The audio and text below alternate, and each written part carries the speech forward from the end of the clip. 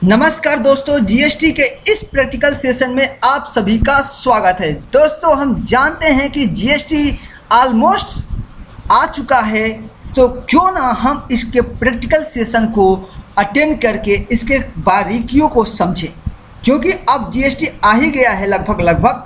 तो इसके ये ज़रूरी होता है कि हमें इसके अंदर बहुत ही गहराई से इसको अब समझने की ज़रूरत है, क्योंकि हम जानते हैं कि इनडायरेक्ट टैक्सेशन के एरिया में सबसे बड़ा जो चेंज हुआ है वो है goods and service tax.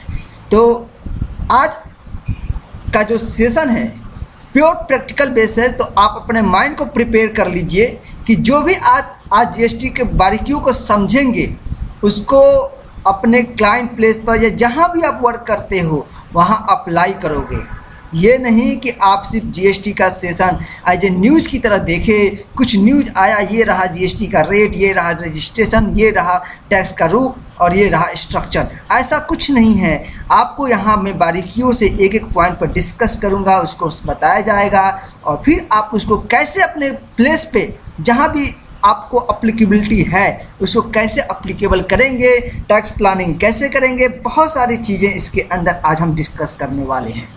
So mind से पहले प्रिपेयर हो जाइए कि यह कोई आपका ये कहें कि न्यूज़ वाला लेक्चर नहीं है कि मैं आया और 2 मिनट 5-10 मिनट के अंदर खट कर बोल गया और उसके बाद आपने भी सुन लिया, एक कान से सुना, कुछ रिटेन हुआ, कुछ नहीं हुआ, चलिए चलते बने। ऐसा कुछ मत कीजिए। तो अपने पहली बात, तो अगर आप आए हैं तो अपने नोट्स को उठा लीजिए, कापी किताब कलम खोल लीजिए और जो जो पॉइंट्स है इम्पॉर्टेंट उसको आप नोट करेंगे साथ ही साथ, क्योंकि आपके लिए भी एक, सबके लिए ये एक नया सब्जेक्ट है, नया टॉपिक है, नया एक्ट है जो कि ऑलमोस्ट आ चुका है, ये कह सकते हैं। ठीक है, तो स्टार्ट करें। पहले आप सब कुछ ओपन कर लीजिए ताकि आप माइंडली प्रिपेयर हों कि आप गुड्स एंड सर्विस टैक्स के बारे में यहाँ सीखने के लिए आए हैं टेक्निकल सेशन में। ठीक है, मैं आगे बढ़ता हूँ। तो सबसे पहले मैं बता दूं कि इस सेशन में मैं आपको क्या क्या पढ़ाऊंगा।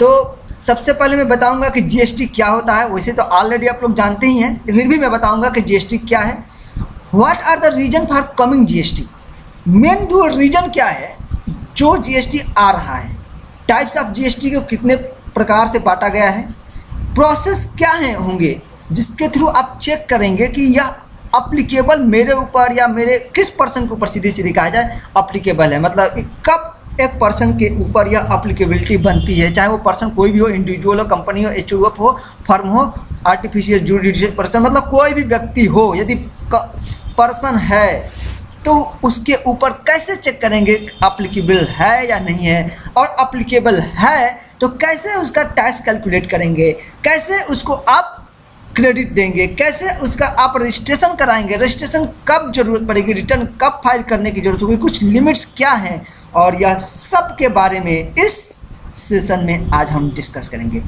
तो हमारा जो मेन जो फोकस होगा, पहले तो हम बताने जा रहे हैं कि जीएसटी क्या है, और देन उसके बाद जो मेजर पोर्शन होगा इसके बाद वो होगा कि कैसे आप चेक करेंगे कि यह अप्लीकेबल है भी या नहीं है।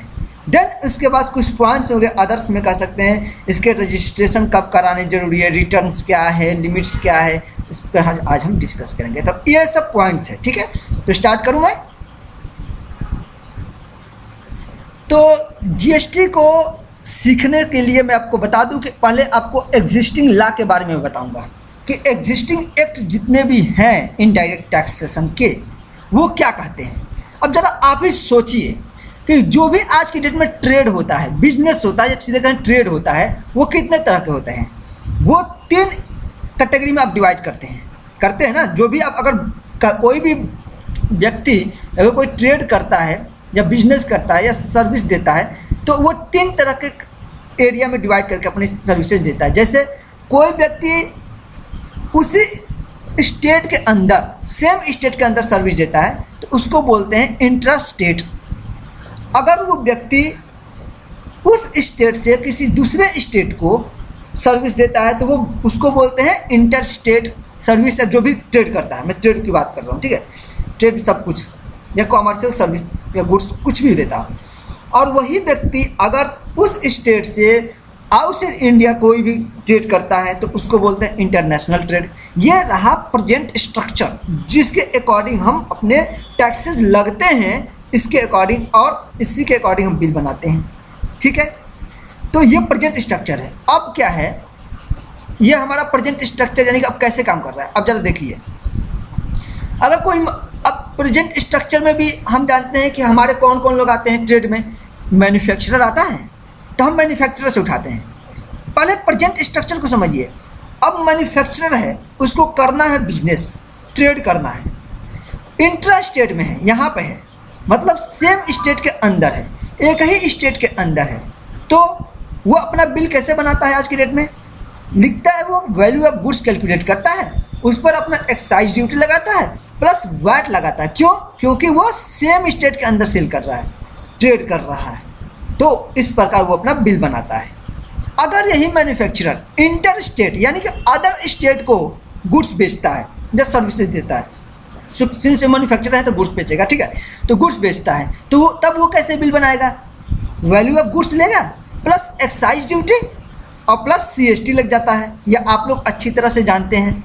यही मैन्युफैक्चरर यदि इंटरनेशनल ट्रेड करता है तब क्या होता है, अगर वो तो इंपोर्ट करता है तो क्या होगा, वैल्यू ऑफ गुड्स प्लस हम जानते हैं बेसिक कस्टम ड्यूटी लगता ही लगता है, प्लस सेक्शन 1 जो सेक्शन 3(1) है जिसको CBD बोलते हैं, काउंटर वैल्यू ड्यूटी, वो लगता है, plus CBD section 3(5) bill applicable होता है। मैं आपको बता दूं, सेक्शन 3(1) और सेक्शन 3(5) का नेचर जो है, 3(1) का nature just like excise duty की तरह है और 3(5) का नेचर जो है जस्ट लाइक वैट की तरह है। तो ये जो तीन आपका यहाँ पे आपका टैक्स लग गया, और भी लग जाते हैं, लेकिन ये मैं बता रहा हूँ कि कोई भी मैन्युफैक्चरर अगर इंपोर्ट करता है तो इस प्रकार से वो टैक्सेस देता है। यहाँ पर एक्सपोर्ट के बारे में बता दूँ, एक्सपोर्ट के बारे में हमारे इंडिया में क्या कंसेप्ट है। एक्सपोर्ट के बारे में कहा जाता है कि या तो export the goods and services are not taxes, वो टैक्सेस के लिए नहीं होते, या अगर होते भी हैं तो उनको एग्जेम्प्ट कर दिया जाता है। तो एक्सपोर्ट तो वैसे भी बाहर निकल गया, लेकिन एक्ट में है वो एग्जेम्प्ट किया जाता है। ठीक है, तो मैंने बताया अगर कोई भी ट्रेड होता है तो वो तीन तरह से, इंट्रा स्टेट होगा, या तो इंटर स्टेट होगा, या इंटरनेशनल होगा। अब मैन्युफैक्चरर को मैंने पकड़ा और मैंने बताया मैन्युफैक्चरर अगर इंट्रा स्टेट करेगा तो इस प्रकार का बिल बनाएगा, इंटर स्टेट करेगा तो एक्साइज ड्यूटी प्लस CST लगाएगा, और इंपोर्ट करेगा तो उसको ऐसे मिलेगा, एक्सपोर्ट करेगा तो उसको ऐसे होगा। मैंने ये बता दिया। अब यही कंसेप्ट में अगर ये मैन्युफैक्चरर है, अगर ये ट्रेडर होता तो क्या होता, देख लेते हैं भाई। ट्रेडर है तो क्या होता है, अगर ये ट्रेडर है तो ये देखिए, अगर ये ट्रेडर है तो सेम स्टेट में यदि वो ट्रेड कर रहा है तो वो अपना बिल कैसे बनाएगा, वैल्यू ऑफ गुड्स, सिंस वो तो मैन्युफैक्चरिंग कर नहीं रहा है, ठीक, तो सीधे सीधे केवल वैट लगा लेगा। ठीक है, तो वैल्यू ऑफ गुड्स और उसके ऊपर हम वैट लगा लेगा। ट्रेडर है और अदर स्टेट में गुड्स बेच रहा है तो आप अच्छी तरह से जानते हो क्या लग जाएगा, CST, यानी कि वैल्यू ऑफ गुड्स उठाएगा प्लस CST ऐड कर देगा। यही चीज़ अगर वो इंटरनेशनल मार्केट से इंपोर्ट करता है अगर ट्रेडर, तो सेम जैसे कि पहले था वैसे ही होगा, basic custom duty plus CBD 3(1) वाला और फिर 3(5) वाला, और इस प्रकार वो उसको बिल मिलता है। और एक्सपोर्ट के केस में वही चीज़, या तो एग्जेम्प्ट होगा या आउट ऑफ टैक्स होगा, या एग्जेम्प्ट हो जाएगा उसको, या क्रेडिट अलाउ हो जाएगा, ये कह सकते हैं। तो ये ट्रेडर ऐसे बिल बनाता है।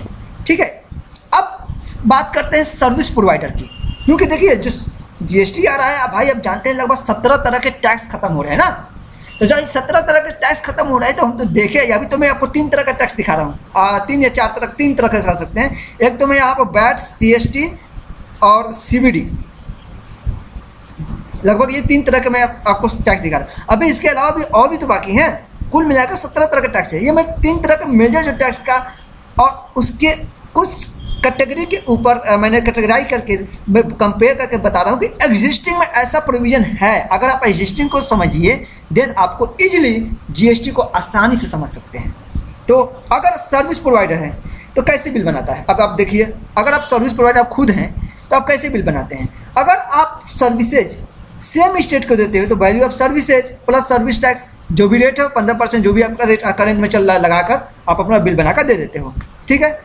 अगर आप इंटर स्टेट है तो वैल्यू ऑफ सर्विसेज, फिर सर्विस टैक्स लगा देते हो, क्योंकि सर्विस टैक्स तो लगेगा ही लगेगा, पूरा का पूरा लगा कर बिल बना के देते हो। यदि आप इम्पोर्ट करते हो सर्विस, अब ध्यान रखिए, एक्सपोर्ट करते हो तब तो वो आपका एग्जाम्प्ट हो जाता है, लेकिन इम्पोर्ट करते हो तो फिर आरसीएम अप्लीकेबल हो जाता है और रिवर्स चार्ज मैकेनिज्म आपको देना पड़ता है अपने पॉकेट से, या तब जानते ही हो, ठीक है।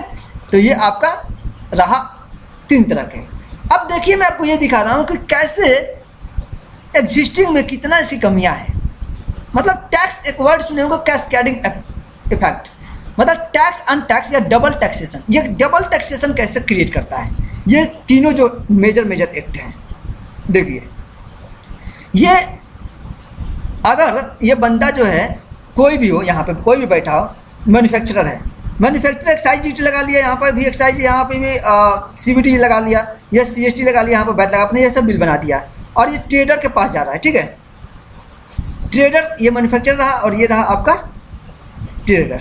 अब होता क्या है कि जब ये ट्रेडर के पास जाता है तो एक्साइज ड्यूटी का इसको क्रेडिट नहीं मिलता है, इस ट्रेडर को क्रेडिट नहीं मिलता, जिस कारण गुड्स महंगी होती हैं। जितना एक्साइज ड्यूटी लगा होता है उसके ऊपर भी टैक्स लगता है। देखिए, क्रेडिट तो मिलता ही मिलता नहीं है, एक तो नंबर 1 चीज़, और दूसरी बात उसके ऊपर टैक्स लग जाता है। तो भाई गुड्स भी महंगा हुआ और महंगा के ऊपर और महंगा हुआ, मतलब आप डबल टैक्सेशन हुआ। देख रहे हैं खेला। और देखिए इसी प्रकार यहाँ आइए, यहाँ बंदा एक्साइज का भी नहीं मिलता, यहाँ तो और परेशान हो जाता है, और उसको सीएसटी का भी नहीं मिलता है, तो क्रेडिट यहाँ भी नहीं मिला, गुड्स और महंगे हो गए। और इसके पीछे इसलिए नहीं मिलता है क्योंकि स्टेट गवर्नमेंट कहती है भाई तू सीएसटी उस स्टेट को पे करके आ रहा है, एक्साइज उस स्टेट को पे कर रहा है, तो मैं क्यों दूँ, मैं तुझे क्रेडिट क्यों दूँ। सीधी बात है, स्टेट गवर्नमेंट क्यों देगी जहाँ पर वो गुड्स कंज्यूम कर रहा हो, या तो वो क्यों देगी, सीधी बात है, जहाँ पर गुड्स आ रही है। अब ये से बात नहीं देगी, क्योंकि वो सीएसटी के में सबसे बड़ी कमियाँ ये है ना कि ये ओरिजिन बेस्ड टैक्स रहा है, डेस्टिनेशन बेस्ड नहीं है, इसे बहुत बड़ी कमी है। और अदर जो है जैसे कि बैट भी हो गया, आपका सर्विस टैक्स सबसे इम्पॉर्टेंट जो है, ये आपका कंजम्पशन डेस्टिनेशन बेस्ड टैक्स रहा है। डेस्टिनेशन बेस्ड का मतलब ये है कि जहाँ पर गुड्स कंज्यूम होता है वहाँ, या जहाँ सर्विसेज दे रहे हो वहाँ पर सर्विस टैक्स नॉर्मली लगेगा। मैं आपको बता दूं जो जीएसटी है ना पूरा का पूरा फोकस्ड है सर्विस टैक्स के ऊपर। मतलब अगर आपको सर्विस टैक्स आता है तो आप इजीली इसको समझ सकते हैं। ऐसा नहीं है कि अगर अदर नहीं आता है तो नहीं समझ सकते हैं। मैं इसीलिए यहाँ पाया हूँ। मैं ये बता रहा था कि क्रेडिट नहीं मिलता है जिस कारण गुड्स महंगी हो रही है। इम्पोर्ट के केस में बेसिक कस्टम ड्यूटी वैसे भी नहीं मिलने वाला है, सीबीडी का भी वैसे भी नहीं मिलने वाला, तो क्या होगा भाई, गुड्स तो महंगे होंगे ही होंगे, तो गुड्स महंगे हो गए। तो ये एग्जिस्टिंग में इतनी बड़ी कमियां हैं। और तो और इनके मीनिंग हर जगह, जैसे कि ये कहता है वैट एक्ट गुड्स का मीनिंग ये है, नहीं, मैन्युफैक्चरिंग में जाएंगे वो कहेगा नहीं मेरा तो मीनिंग ये है, सर्विस वाला कहेगा नहीं मीनिंग ये है सर्विस का। तो भाई बहुत क्लास है, बहुत झगड़े हैं, इन बेचारों के बीच आपस में लड़ाई इतनी ज़्यादा है कि कोर्ट में बहुत सारे केसेस पेंडिंग है इस समय।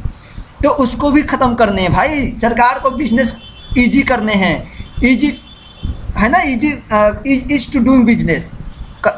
सरकार का नारा भी है कि हमें बिजनेस को आसान बनाना है, इसलिए भी जीएसटी लाया जा रहा है। इतने क्लेश हैं इसके अंदर, इतने झगड़े हैं, कोर्ट में बहुत सारे डिसाइडेड नहीं हो पा रहे हैं कि केस कि कौन से गुड्स से कब उसको गुड्स मानेंगे, कब सर्विस मानेंगे, कब एसेट मानेंगे, मतलब कुछ डिसाइड नहीं हो पा रहा है। बहुत दिक्कतें हैं एग्जिस्टिंग लॉ में, इसीलिए जीएसटी का प्रादुर्भाव हो रहा है। अब जीएसटी का प्रादुर्भाव तो हो रहा है, तो कितने तरह के टैक्सेस खत्म हो रहे हैं। अब देखिए भाई, सेंट्रल गवर्नमेंट के ये लाइन है, central excise duty, additional excise duty, additional custom duty, countervailing duty, special additional custom duty, cess and surcharge, service tax, ये रहे सेंट्रल गवर्नमेंट के टैक्सेस जो कि अब इसके अंदर खत्म हो जाएंगे।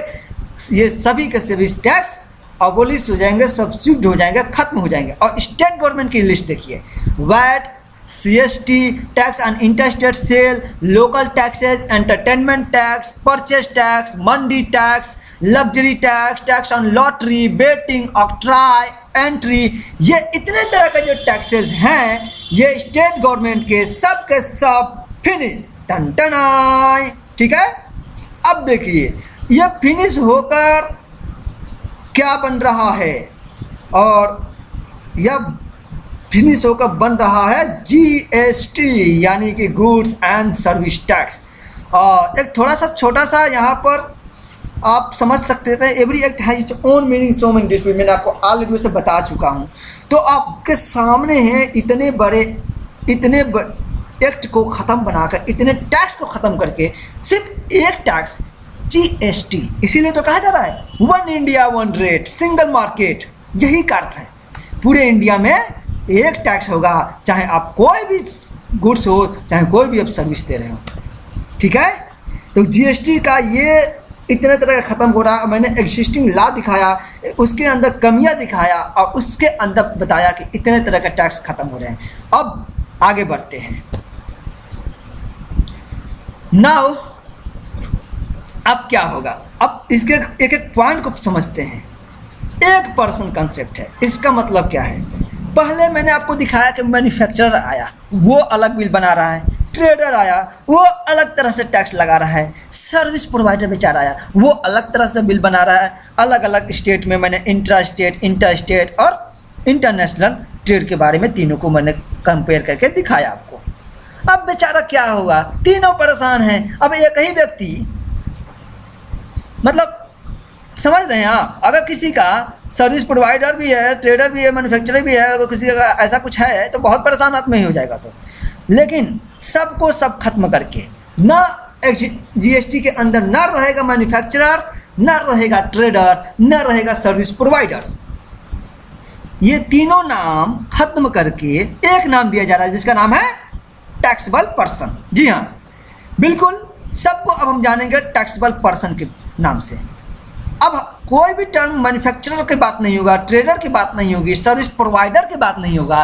अब सिर्फ और सिर्फ बातें जो होंगी आपको टैक्सेबल पर्सन की बात होगी। यानी कि आप कोई भी एक्टिविटी कीजिए, आपको जाना जाएगा टैक्सेबल पर्सन के नाम से। ठीक है, एक चीज़ आपको क्लियर हुआ, इन तीनों चीज़ों को मर्ज करके क्या डाल दिया गया, टैक्सेबल पर्सन एक में। अब देखिए, अब कुछ बात करते हैं जीएसटी को कितने भागों में बांटा गया। देखिए, एक मैं यहाँ पर जीएसटी का पेड़ बना के दिखाऊंगा। ये शायद ये पेड़ आगे चला गया, पहले इसको समझ लेते हैं। जीएसटी को 3 भागों में बांटा गया। वैसे जीएसटी का रेट यहाँ से पहले समझ लीजिए। लेटेस्ट एग्जाम्पल अगर अभी डिसाइड नहीं हुआ है, पहले मैं आपको बता दे रहा हूँ, लेकिन जो लगभग डिसाइड होने का चांस है वो 18% सब लोग कह रहे हैं। अगर 80% मैं मान के चलता हूँ, ठीक है, जीएसटी का रेट तो होगा ओवरऑल 80%। इसके अंदर जो 3 तरह के आपको शाखाएँ निकलेंगी। कौन कौन से? एक तो सेंट्रल गवर्नमेंट के लिए, उसको बोलेंगे CGST, तो इसका प्रकोप कितना होगा 9%। स्टेट गवर्नमेंट के लिए इसका प्रकोप कितना होगा 9%। और IGST इंटीग्रेटेड जीएसटी जिसका प्रकोप होगा 18%। ठीक है, इस तीनों के बारे में अभी एक पहले मैं जीएसटी पेड़ के माध्यम से दिखाऊंगा, जीएसटी ट्री के माध्यम से आपको पिक्चराइज करके दिखाऊंगा कि ये कैसे काम करते हैं। मोदी जी को यहाँ पर बुलाऊंगा क्योंकि भाई इस समय सेंट्रल गवर्नमेंट के PM है, मतलब सेंट्रल गवर्नमेंट के आदमी है, वो सेंट्रल गवर्नमेंट है, सीधी बात है। तो मोदी जी को यहाँ पर मैं बुलाकर उनका पिक्चर लूँगा, उनसे सॉरी भी बोलूँगा। अब देखिए, सेंट्रल गवर्नमेंट मतलब CGST, IGST, SGST, समझिए टैक्स तो होगा एक, GST रेट का जटी 18%। अगर CGST है तो सेंट्रल गवर्नमेंट इसको क्या करेगी, कलेक्ट करेगी और रिटेन भी करेगी। सेंट्रल गवर्नमेंट मतलब उसको कलेक्ट भी करेगी और खा भी जाएगी, मतलब उसके पास राइट पूरा होगा CGST वाला पोर्शन का। जहाँ पर लगेगा IGST वहाँ पर कलेक्ट तो करेगी सेंट्रल गवर्नमेंट और अपना पोर्शन रिटेन करके बाकी पोर्शन स्टेट गवर्नमेंट को भेज देगी। ठीक है, जहाँ पर SGST लगेगा तो वहाँ पर स्टेट गवर्नमेंट कलेक्ट करेगा एंड रिटेन भी कौन करेगा, स्टेट गवर्नमेंट। तो देख रहे हैं कितना क्लियर कट इसमें बोला गया है। जो पोर्शन सेंट्रल गवर्नमेंट का सेंट्रल गवर्नमेंट कलेक्ट करे, जो पोर्शन स्टेट गवर्नमेंट का स्टेट गवर्नमेंट का, जहाँ पर मिक्स है वहाँ पर सेंट्रल गवर्नमेंट कलेक्ट करके अपना पोर्शन कलेक्ट लेके स्टेट गवर्नमेंट को भेज देगी। अब इसको पिक्चराइज के माध्यम से समझते हैं। इसके बाद में एग्जाम्पल देकर समझाऊंगा। ठीक है, देखिए ये है जीएसटी पेड़, क्या है जीएसटी का पेड़। अब इधर है सभी स्टेट के गवर्नमेंट मतलब चीफ मिनिस्टर, और इधर से हमारे सेंट्रल गवर्नमेंट मतलब मोदी जी। सबसे पहले मैं सबसे सॉरी बोलूँगा क्योंकि इसमें कुछ अलग अलग चीज़ें मैं दिखाऊंगा, तो बुरा ना मानिएगा इसको, सो सॉरी, ठीक है। जैसे आता ना आज तक मैं सो सॉरी। तो देखिए सेंट्रल गवर्नमेंट क्या करेगी, अपना पोर्शन कलेक्ट करेगी, I GST central government collect करेगी और बाकी बैलेंस फेंक कर मारेगी किसको, आई जीएसटी का फल कौन लेगा, पहले कलेक्ट करेगी सेंट्रल गवर्नमेंट और उसके बाद उठाकर बाकी बैलेंस भेज देगी स्टेट गवर्नमेंट को। और एसजीएसटी वाला फल कौन तोड़ेगा इस पेड़ से, वो स्टेट गवर्नमेंट तोड़ेगी। तो चलिए तोड़वाते हैं सबको फल, पेड़ पर चढ़ाऊँ मोदी जी। चलिए मोदी जी पेड़ पर चढ़ना स्टार्ट हो गया, मोदी जी चलना स्टार्ट करते हैं, दौड़ लेने गए। ये देखिए ये तो वैसे भी सुपरमैन चढ़ गए पेड़ पर टक टक। अब ये सभी पेड़ से अपना पोर्शन पर चढ़े, अपने डाल पे चढ़े, ठीक है, और सारा का सारा फल इस टोकरी में भरकर खा गए, खुद ही खा जाएंगे। ये जीएसटी का पेड़ है, रेट नीचे इसके जड़ में 18% ही होगा, ओवरऑल 18% से ज़्यादा नहीं जाएगा। ये सिर्फ अपना पोर्शन लेंगे यानी कि 9% पोर्शन लेंगे, ठीक है। अब स्टेट गवर्नमेंट की बात आती है, चलो स्टेट गवर्नमेंट में उठा लेते हैं हम केजरीवाल जी को। ये आ गए केजरीवाल। अब केजरीवाल जी अब पेड़ पर चढ़ेंगे। अब ये देखिए टक चढ़ गए, टक ये चढ़ गए और ये भी अपना टोकरी में पूरा फल भर लिए। अपना स्टेट गवर्नमेंट यहाँ पर इन्होंने अपना सभी फल तोड़ा, टोकरी में भर लिया, अब भर कर खा भी गए क्योंकि दो इनका ही राइट है, यानी कि स्टेट गवर्नमेंट केस में स्टेट गवर्नमेंट का राइट है, ठीक है। अब बात करते हैं आईजीएसटी। आईजीएसटी के केस में क्या होगा, मोदी जी चढ़ गए और मोदी जी चढ़कर अपना फल टोकरी में अपना पोर्शन भरकर एक इसमें से कुछ पोर्शन जो स्टेट गवर्नमेंट का उसको दूसरे टोकरी में डाले और डालकर उसको यो फेंक कर मार रहे हैं। देखो स्टेट गवर्नमेंट कैसे धाई धाई धाई। अब जिसका होगा वो ले लेगा, ठीक है। तो आपको क्लियर हो रहा है कि जिस स्टेट गवर्नमेंट का होगा उस वो ले लिया, जिसका जो पोर्शन होगा वो अपना फल ले लेगा, सीधी सीधी बात है। लेकिन ओवरऑल रेट जो होगा 18% ही होगा, इससे ज़्यादा तो हो ही नहीं सकता, ठीक। अब बात ये है कि कहाँ कहाँ लगेगा, कैसे लगेगा, 18% कब लगेगा, 9% कब लगेगा, मतलब 50-50 कब, या मतलब जो भी होगा, कहाँ CGST लगेगा, कहाँ SGST लगेगा, कहाँ IGST लगेगा। अब देखिए वही कंसेप्ट, ये ट्रेड है, या तो इंट्राडे होगा या इंटर स्टेट होगा या इंटरनेशनल ट्रेड होगा, यही होगा ना। सबको क्या मैंने बोला, अब मैंने यहाँ पर सबको बोल दिया, क्या बोला भाई बताओ। हमने ये बोला कि सब के सब अब किस नाम से जाने जाएंगे, टैक्सेबल पर्सन। पहले यहाँ कौन आता था, मैंने जब शुरू में दिखाया था एग्जिस्टिंग लॉ में मैन्युफैक्चरर होता था, यो मैन्युफैक्चरर, उसके बाद ट्रेडर आया, उसके बाद सर्विस प्रोवाइडर। अब सबको क्या बोल दिया गया, टैक्सेबल पर्सन, इसीलिए अब नाम एक होगा टैक्सेबल पर्सन। अब सब के सब बिल कैसे बनाएंगे, अगर देखो बिल बहुत सिंपल बनेगा। अगर इंट्राडे ये टैक्सेबल पर्सन इंट्राडे ट्रेड कर रहे हैं तो value of goods public services plus करेंगे CGST प्लस करेंगे SGST। लेट अस एग्जांपल 9% मैंने मान के चला हूँ 18%, तो CGST का रेट होगा 9% और SGST का 9%, और ये बिल बनाकर भेज मतलब बिल फाइनल हो जाएगा। ये इंट्राडे में है। अगर इंटर स्टेट होगा, इंटर स्टेट है, इंटर स्टेट होगा मतलब एक स्टेट से दूसरे स्टेट में, तब सिंपल बिल बनेगा, value of goods public services plus IGST लगेगा। मैंने क्या बोला, इंटर स्टेट में IGST लगेगा 18%। ओवरऑल देखो यहाँ भी ओवरऑल कितना है, अल्टीमेट लगा तो 18% ही है, यहाँ भी 18% लगेगा। अब इसके अंदर सेंट्रल गवर्नमेंट अपना पोर्शन निकाल लेंगे, बाकी मोदी जी फेंक कर मार देंगे स्टेट गवर्नमेंट के जितना होगा पोर्शन, ठीक है। और ये रहा आपका इंटरनेशनल ट्रेड। यदि आप इंपोर्ट करते हो तो बेसिक कस्टम ड्यूटी जो पहले भी लगता था आज भी लगेगा, वो तो है ही है। IGST लगेगा इस केस में, और IGST रिप्लेस किया है किसको, सेक्शन 3(1) और सेक्शन 3(5) मतलब CBD को रिप्लेस किया है, जिसका नेचर जो वैट और एक्साइज ड्यूटी की तरह होता था, तो उसको ये रिप्लेस कर दिया और ये बिल बनाएगा। और एक्सपोर्ट के केस में क्लियर कट कहा है, या नो एग्जम्पशन नो फलान दिखाना, इसको कहा दिया गया जीरो रेटेड। जीरो रेटेड का मतलब आउट ऑफ GST, कहानी खत्म, इस पर टैक्स लगेगा ही नहीं, ठीक है। पहले क्या होता था, पहले क्रेडिट वाला कंसेप्ट होता था, एक्सपोर्ट कीजिए नो GST, कहानी खत्म, और इंपोर्ट करेंगे तो ऐसे।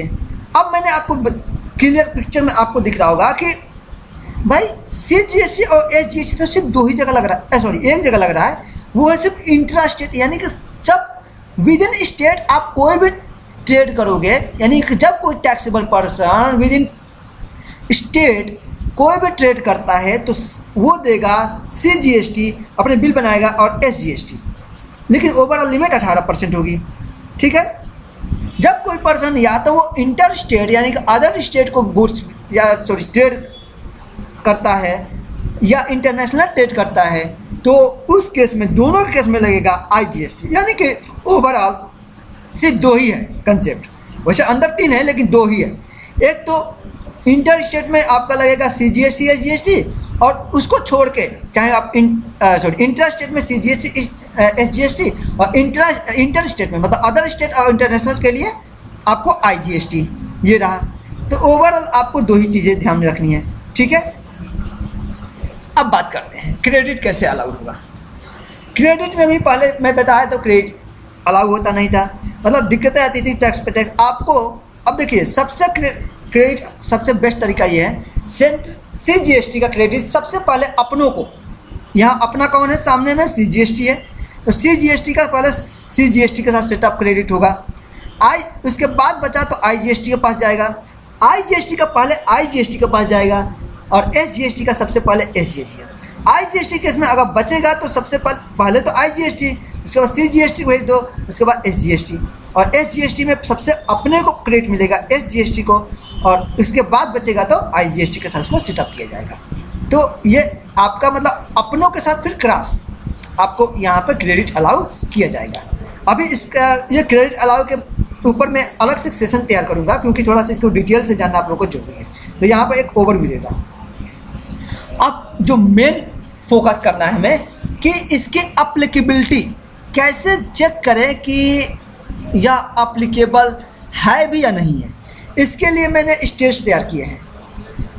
अगर ये स्टेज आप चेक कर पा रहे हो, ठीक है, तो यहाँ से मालूम चल जाएगा कि यह अप्लीकेबल है या नहीं, मतलब अप्लीकेबल कहाँ पे है।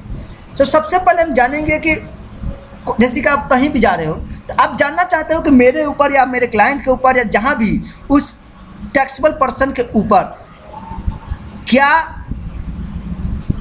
यह GST अप्लीकेबल होगा या नहीं, कैसे चेक करेंगे आप। तो सबसे पहले आप देखेंगे कि कोई भी वहाँ गुड्स या सर्विसेज है या नहीं। यदि गुड्स या सर्विसेज हैं तो GST अप्लीकेबल है। फिर उसके बाद चेक करेंगे, ठीक है भाई गुड्स सर्विसेज तो हैं, चेक कीजिए क्या सप्लाई हो रहा है उसका। यदि सप्लाई है तो GST है, नहीं है तो उसके ऊपर GST नहीं लगेगा। फिर उसके बाद चेक कीजिए इंट्रा है या इंटर स्टेट है या इंट्रा या इंटर है, मतलब विद इन स्टेट कर रहा है या आउटसाइड स्टेट कर रहा है या इंटरनेशनल कर रहा है। अगर इस टाइप का ट्रांजैक्शन वो कर रहा है, ट्रेड कर रहा है, तो GST अप्लीकेबल है, अदरवाइज नहीं है। इसके बाद अगला स्टेप में चेक करेंगे कि वो जो पर्सन कौन कर रहा है, भाई टैक्सेबल कौन पर्सन है। यहाँ पे एक वर्ड यूज किया गया है टैक्सेबल पर्सन वाइज, यहाँ पर मैं आपको आगे बताऊंगा एग्जाम्पशन भी मिला है। तो उसके बाद चेक करो वो पर्सन जो है, जो ये सब काम कर रहा है, वो टैक्सेबल पर्सन है या नहीं है। अगर टैक्सेबल पर्सन है तो फिर GST उसके ऊपर लगेगा, नहीं है नहीं लगेगा। इसके बाद हम 5वां स्टेप में चेक करेंगे, भाई ऐसा तो नहीं है टैक्सेबल पर्सन तो है लेकिन 100% एग्जाम्पशन लिमिट वो शामिल है, तो ये भी चेक करना पड़ेगा कि उसको एग्जाम्पशन तो नहीं मिल रखी है।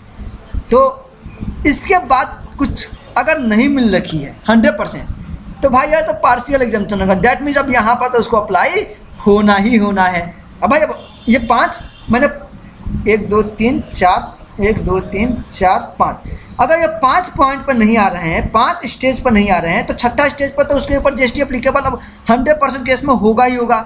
तो कहीं भी जाइए तो ये 5 स्टेज पहले चेक कीजिए। 6ठा स्टेप अगर 5 स्टेप पर आप उसको नहीं बचा पाएँ तो डैट मीन्स उसके ऊपर उसको एग्जाम्पशन नहीं मिलेगा, डैट मीन्स उसको अब GST अप्लीकेबल होगा ही होगा। और GST अप्लीकेबल होगा तो फिर यहाँ पर सीखेंगे हम कि कैसे वैल्यूएशन करेंगे। फिर उसके बाद RCM के केस क्या होंगे, फिर उसके बाद TOS जैसे पॉइंट ऑफ टैक्सेशन होता था, तो इसी पर यहाँ पर TOS का कंसेप्ट है, पॉइंट ऑफ टैक्सेशन का ही सेम है।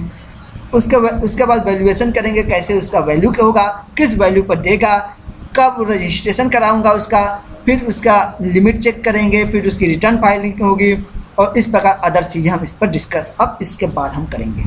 ठीक है, तो यहाँ तक आप एक माइंड फ्रेम एक बार रिवाइज कर लो, देन इसके बाद एक छोटा सा ब्रेक के बाद हम इसके बाद आपको कंटिन्यू करते हैं, क्योंकि एक एक चीज़ पर हम डिस्कस करेंगे ना। सर्विस अब गुड्स के ऊपर, अब टेक्निकल सेशन है तो भाई एक एक चीज़ के बारे में जानेंगे कि गुड्स या सर्विसेज किसे कहते हैं, क्योंकि भाई बहुत झगड़ा था ना इस पर गुड्स और सर्विसेज के ऊपर। सप्लाई क्या है, इंटर या इंटर ट्रेड क्या है, टैक्सेबल पर्सन कौन होते हैं, 100% एग्जम्पशन कहाँ मिलता है, नहीं मिलता है, पार्शियल एग्जम्पशन कहाँ मिलता है, RCM का केस क्या है, TOS क्या है, पॉइंट ऑफ टैक्सेशन क्या है, रजिस्ट्रेशन क्या होते हैं। तो इसके बाद हम कंटिन्यू करते हैं, लेटेस्ट टेक एंड ब्रेक, और इसके बाद हम कंटिन्यू करते हैं। हमारा यहाँ तक का कैसा लगा, आप अपना वैल्यूएबल कमेंट जरूर दीजिए, शेयर कीजिए, सब्सक्राइब कीजिए, ताकि अधिक से अधिक लोगों को इसकी टेक्नोलॉजी के बारे में मालूम चल सके। ठीक है, धन्यवाद। एक लेते हैं छोटा सा ब्रेक, देन इसके बाद आपसे मिलते हैं।